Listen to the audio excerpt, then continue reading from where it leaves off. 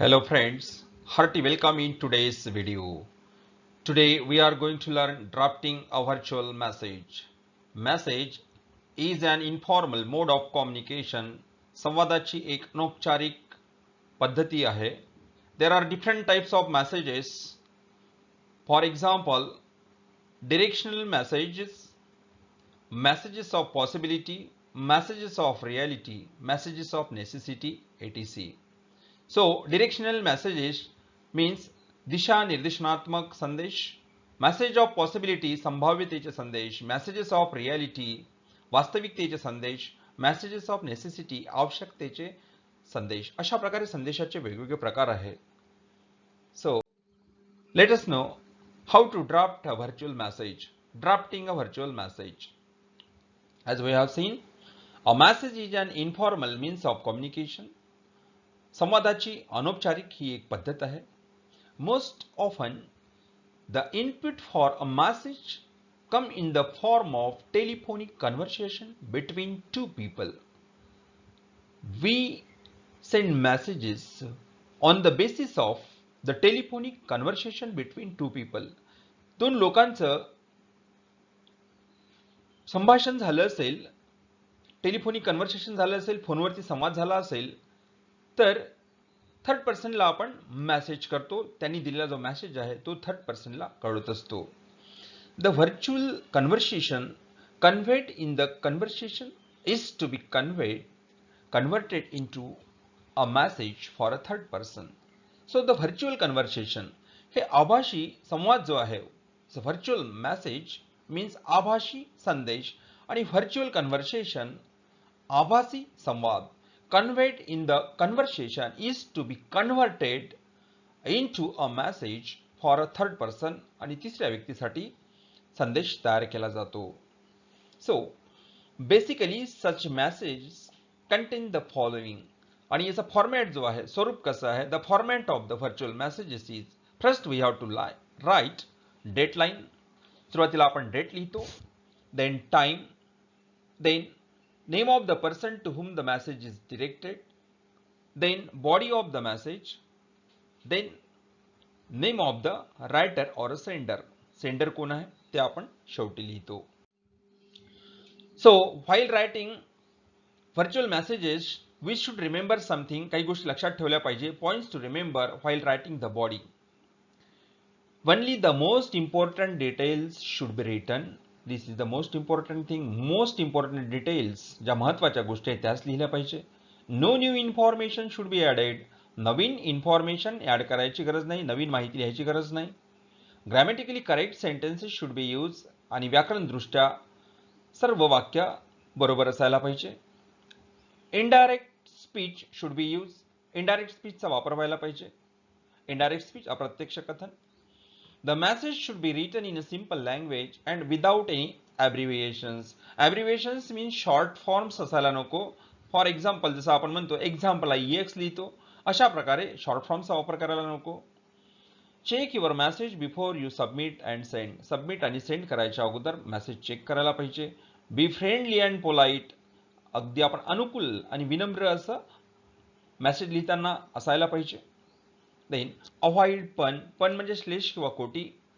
ॲम्बिग्युटी संदिग्धता, विटिसिझम, उपहास अशा प्रकारचे शब्द जे आहे वी शुड अवॉइड इट. हे सगळे शब्द आपण टाळायला पाहिजे. That would create confusion. अशा प्रकारे शब्द कन्फ्युजन निर्माण करू शकतात, गोंधळ निर्माण करू शकतात.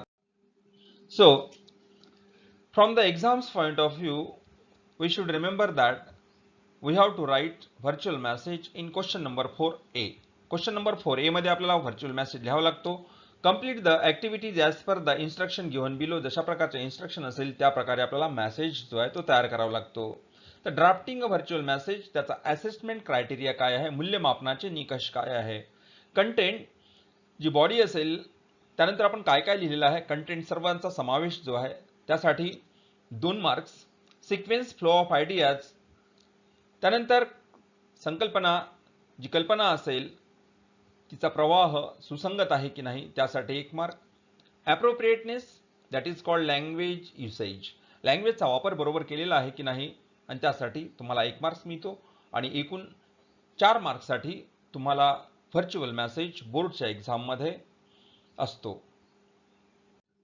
त्यानंतर बघूया आपण उदाहरण घेऊन की व्हर्च्युअल मेसेज तयार कसा करायचा. इथे आपल्या टेक्स्टबुक मध्ये दिलेलं जे उदाहरण आहे तेच आपण घेतलेलं आहे. Read the following conversation between Rakesh and Mrs सरकार. राकेश आणि मिसेस सरकार यांच्यामधला जो संवाद आहे, मिस्टर राकेश आणि मिसेस सरकार. तर हा टेलिफोनिक कन्व्हर्सेशन आहे. इथे टेलिफोनिक कन्व्हर्सेशनचं आपल्याला व्हर्च्युअल मेसेजेस मध्ये रूपांतर कसं करावं लागेल, जो फॉर्मॅट आपण पाहिलेला आहे त्या फॉर्मॅटच्या आधारे आपण ते टेलिफोनिक कन्व्हर्सेशनच्या माध्यमातून त्याचं व्हर्च्युअल मेसेज मध्ये रूपांतर करणार आहोत. राकेश, हा राकेश जो आहे तो पहिला बोलणारा व्यक्ती आहे. तो म्हणतो hello, may I speak to doctor Sarkar. त्यांना डॉक्टर सरकारशी बोलायचं आहे, पण डॉक्टर सरकार घरी नसतात. त्यामुळे मिसेस सरकार रिसिव्हर उचलतात, सेलफोन उचलतात आणि Mrs Sarkar said he has gone to hospital to attend the OPD. May I know who is speaking. May I know who is speaking, तुम्ही कोण बोलत आहे म्हणून तिने विचारलं, कारण की डॉक्टर सरकार ओपीडी मध्ये गेलेले, हॉस्पिटलमध्ये गेलेले आहे. राकेश यस, आणि या प्रश्नाला उत्तर दिलं may I know who is speaking. तो म्हणतो यस, हो, आय एम राकेश सूद. आता हा राकेश सूद आहे, हा बोलणारा व्यक्ती आहे आणि तो आपला विषय जो आहे तो मांडतो. My wife has been having a severe headache since yesterday. आणि त्याची पत्नी जी आहे तिला सिव्हिअर हेडेक आहे, खूप डोकेदुखी तिची वाढलेली आहे, डोकेदुखीचा तिला त्रास होत आहे. Since this morning she has also developed a high temperature. तिचं टेम्परेचर जे सुद्धा बॉडी टेम्परेचर सुद्धा वाढलेलं आहे. I would be very grateful if the doctor could come over to our place to examine her. आणि जर डॉक्टर आमच्या घरी जर तिला तपासण्यासाठी आले तर मी खूप आभारी असेल. I would be very grateful असं राकेश सूद म्हणतात. आणि this is the most important part for writing virtual message. Mrs Sarkar of course, हे ऐकल्यानंतर ती म्हणते of course, okay, please let me note down your address. आणि तुमचा ॲड्रेस मला सांगा. आणि राकेश, मिस्टर राकेश काय करतो, आपला ॲड्रेस सांगतो. It is B49 new colony. आणि हा राकेशचा ॲड्रेस आहे, राकेश सूद यांचा ॲड्रेस आहे. मिसेस सरकार, I will give him your message as soon as he returns. जसे ते घरी परततात तसा मी तुम्हाला त्यांचा मेसेज जो आहे तो मेसेज देईल. I will give him your message as soon as he return. जसे परततात तसा तुमचा मेसेज मी त्यांना देईल. त्यानंतर राकेश म्हणतो, राकेश थँक्यू, धन्यवाद. त्यानंतर हा प्रश्नातला एक भाग आहे, इथे ग्रीन लेटर्समध्ये दिलेला, आणि क्वेश्चन इथे सुरू होतो आता. Mrs Sarkar had to leave for the school where she teaches. आणि मिसेस सरकार ज्या टीचर आहे आणि त्यांना त्यांच्या शाळेमध्ये जायचं आहे आणि त्यासाठी had to leave for the school, तिला घर सोडावं लागतं, त्यांना घर सोडावं लागते. आणि so she wrote a message for her husband. आणि आपल्या हजबंडसाठी ती मेसेज लिहिते. Draft the message in not more than 50 words.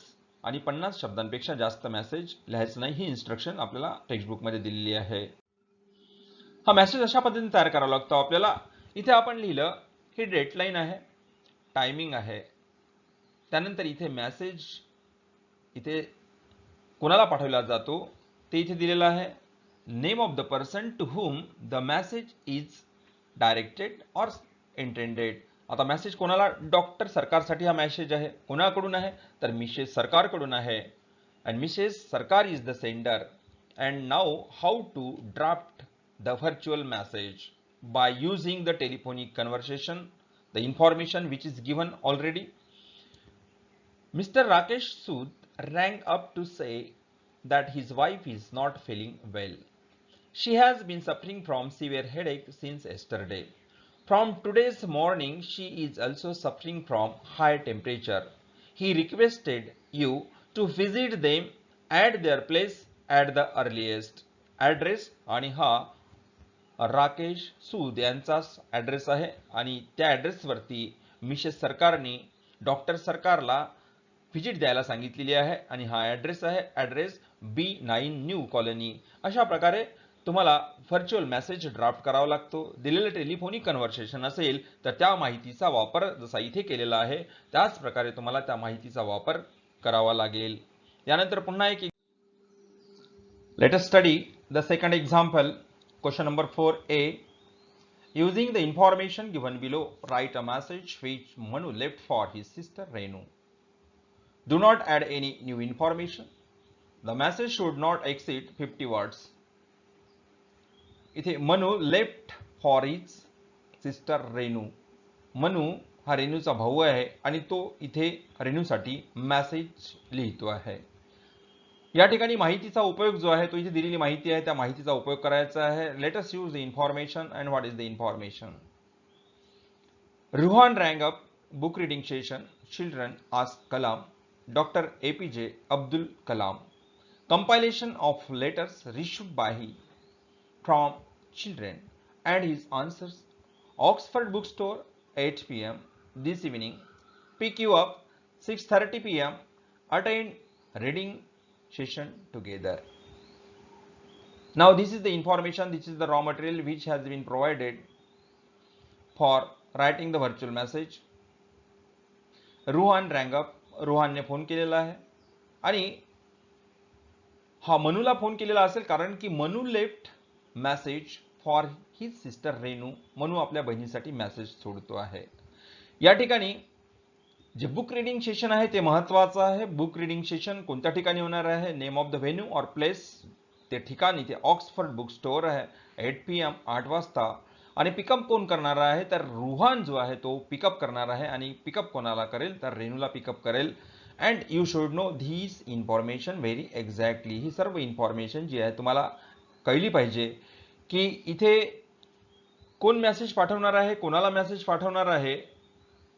या सगळ्या बाबी तुम्हाला जर समजल्या तर virtual message writing becomes very simple. Virtual message writing अगदी साधं होऊन जातं. So let us see message. This is deadline 23rd April.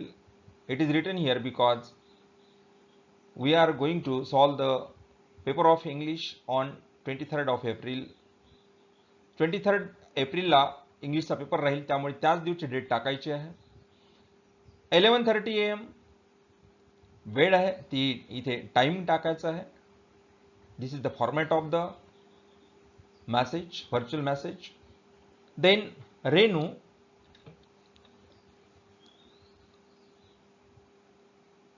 रेनूला message पाठवायचा आहे. Manu left for his sister Renu म्हणजे रेनूला हा मेसेज पाठवायचा आहे. आणि पाठवणार कोण आहे?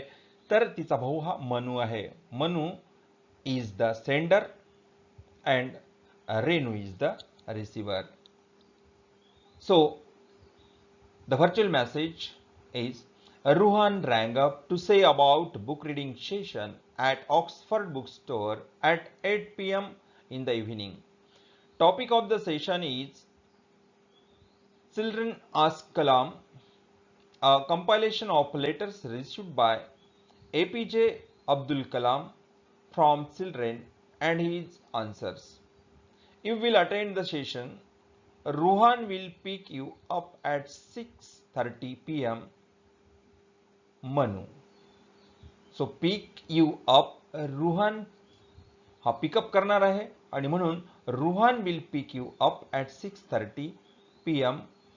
आणि शेवटी हा मनू रेनूचा भाऊ आहे आणि तो सेंडर आहे. ते शेवटी नाव लिहिणं गरजेचं आहे. तर या गोष्टी महत्त्वाच्या आहे की इथे डेट लाईन, डेट टाकायची आहे, टाइम, देन कोणाला आपल्याला व्हर्च्युअल मेसेज पाठवायचा आहे त्यांचं नाव, त्यानंतर दिस इज द बॉडी आणि त्यानंतर इथे शेवटी सेंडर कोण आहे.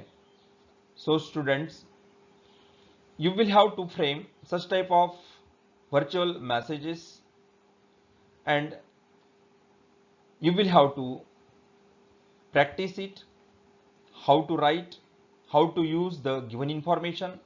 If such type of information is given, how to write. If telephonic conversation is given, then how to write. If there is no information, if there is only subject given, then you will have to frame the virtual message in the same way. So Thank you for watching this video.